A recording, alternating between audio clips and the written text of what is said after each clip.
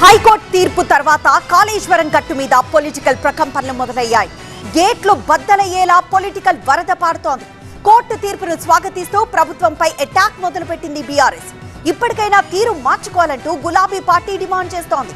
అయితే ఈ మాత్రం దానికే సంబరం ఎందుకు అంటూ కాంగ్రెస్ కౌంటర్ ఇస్తోంది. ఇక రెండు పార్టీలను టార్గెట్ చేస్తూ బీజేపీ అటాక్ చేస్తోంది. కాళేశ్వరం ఎపిసోడ్లో తమకు అనుకూలంగా తీర్పు రావడంతో బీఆర్ఎస్ దిల్ ఖుష్ అవుతోంది. ఈ విషయంలో ధర్మమే గెలిచిందని అంటున్నారు ఆ పార్టీ నేతలు. అబండాలు వేసి అబద్ధాల ప్రాపగాండా చేసి మరి ఇష్టం వచ్చినట్టు పిచ్చి ప్రచారాలు చేసిన రాజకీయ రాబందులు ఎవరైతే ఉన్నారో వారికి చెంప చెల్లు అనిపించే విధంగా ఇవాళ తీర్పు రాష్ట్ర హైకోర్టు ఇచ్చింది. కాళేశ్వరంపై ఎన్ని కుట్రలు చేసినా చివరికి ధర్మమే గెలిచిందన్నారు మాజీ మంత్రి హరీష్ రావు.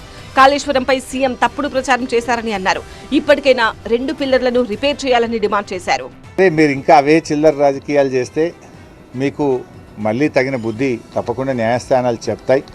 మేము ఎలాంటి తప్పులకు పాల్పడలేదు. రాష్ట్రం కోసం, రాష్ట్ర రైతాంగ ప్రయోజనాల కోసం కేసీఆర్ గారి నాయకత్వంలో బీఆర్ఎస్ పార్టీ పనిచేసింది. కాళేశ్వరం ప్రాజెక్టులో అవినీతి జరిగింది ముమ్మాటికి వాస్తవమన్నారు పీసీసీ చీఫ్ మహేష్ గౌడ్.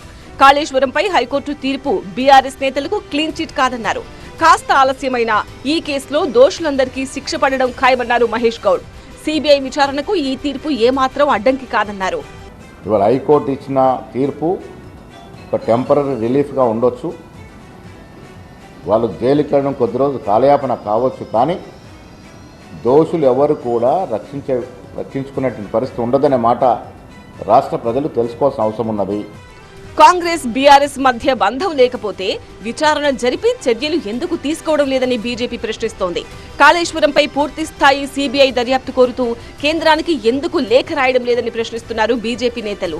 చెల్లె కల్వకుంట్ల కవిత బయటకు వచ్చి చెప్పింది, కాళేశ్వరం పేరిట అవినీతి జరిగింది, మా నాయన చుట్టూ కొంతమంది దొంగలు జమ అయినరు, ఆ దొంగలతో కలిసి లక్షల కోట్ల డబ్బులు దోచుకున్నారు అని చెప్పింది. ఎందుకు ఆమెను అప్రూవర్గా మారుస్తలేరు రేవంత్ రెడ్డి గారు? ఎందుకు కేసు నమోదు చేస్తలేరు? మొత్తంగా కాళేశ్వరం గట్టు మీద ట్రయాంగిల్ ఫైట్ హీటెక్కిస్తోంది. డైలాగుల వరద పారుతోంది.